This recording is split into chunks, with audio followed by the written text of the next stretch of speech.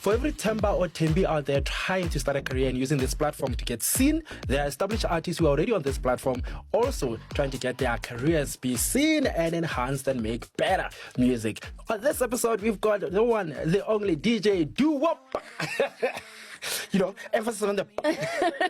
How you doing, my sister? I'm good, Phil. How are you? I am fabulous. Let's just talk about that. Why TikTok? Why are you're already established, you're already gigging out there, you already have other platforms where you can make money.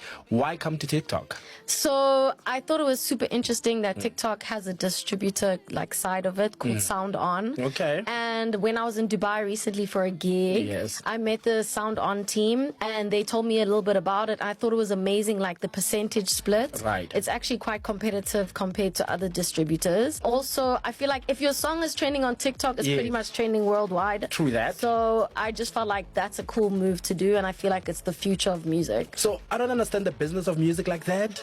So explain to me, what is this Sound On and how does it differ to other platforms that are doing the same thing? So if you make music, you need kind of a distributor that's going to get your music onto Spotify, Apple, all those places. Right.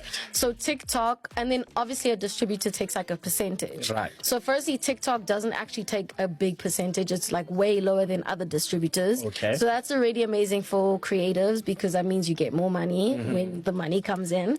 And then also they make sure that your song is on pretty much every music platform, which is amazing. You'll get on YouTube, Spotify, Apple, Instagram, everywhere. And also I think it's incredible that you can go online on the website and you can kind of follow how your music is doing. There's analytics on there, kind of like on the TikTok app. So you can be on the website and you can see where your music's being streamed, which countries, how many streams you're getting a day, how you can improve. And you can also kind of go to Apple and Spotify and pitch your music yourself. So it kind of, I think, puts creatives in charge of their own music, which is amazing. Okay, sharp. So I feel like I'd love to share my process with you guys. Basically, I love to mix maybe 2 to 3 songs so people can feel the vibes. Now I'm in a Bacardi vibe, so I'm going to be mixing Bacardi tracks. But firstly, just so you can see my hand motion and the screen and the deck, I love to set up a GoPro. So obviously, what's nice about the GoPro is you can maneuver it how you want it. If you want it on the speaker, you want it on the side. So I like it on the side.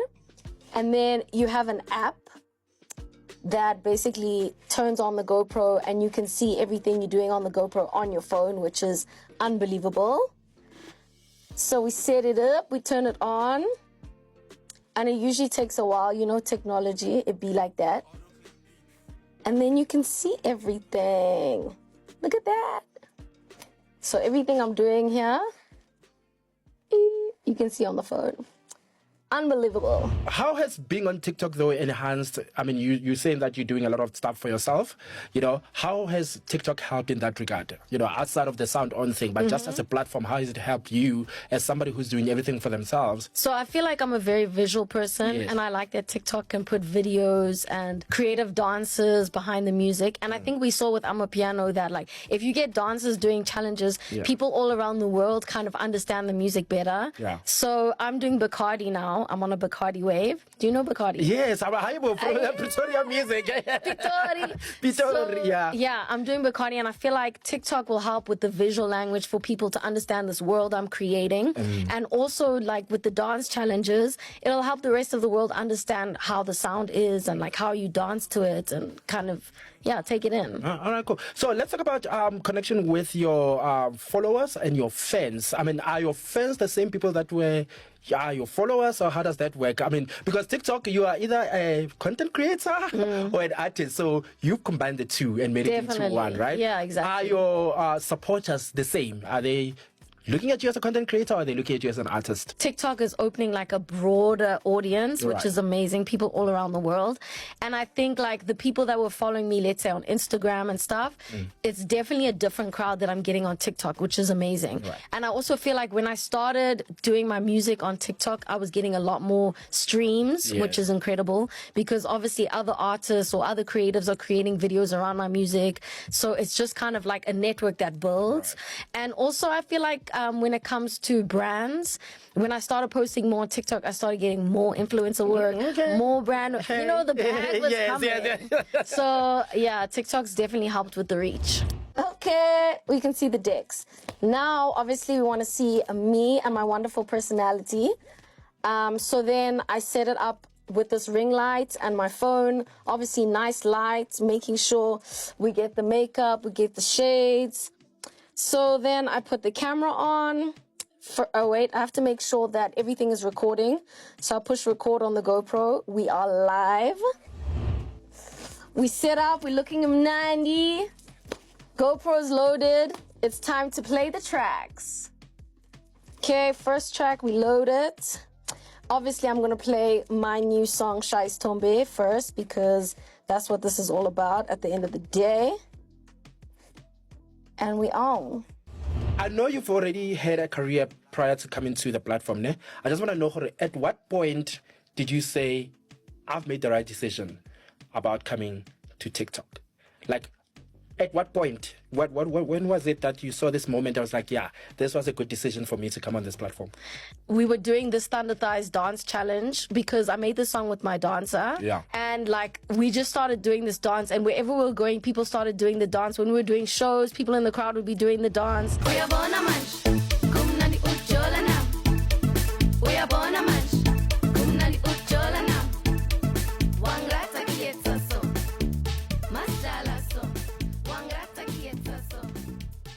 So I feel like that's when I realized the power of TikTok, because I was like, yo, this is touching audiences I didn't even know were touching it, and they're getting the hang of it, and people are singing the songs. So yeah, I think that's when it happened. Do you feel like you retain the same kind of like audience as you grow, or do you attract new? Because I would think that the people that were interested in you in terms of your career, in whatever capacity, as a DJ or as an artist, might not be the same audience that's on TikTok right now. So are you losing any, or are they like... I mean, I'm definitely not losing any. I think it's growing, merging, but they're merging. And the people that were with me, I guess 2012 YFM days, like we growing together.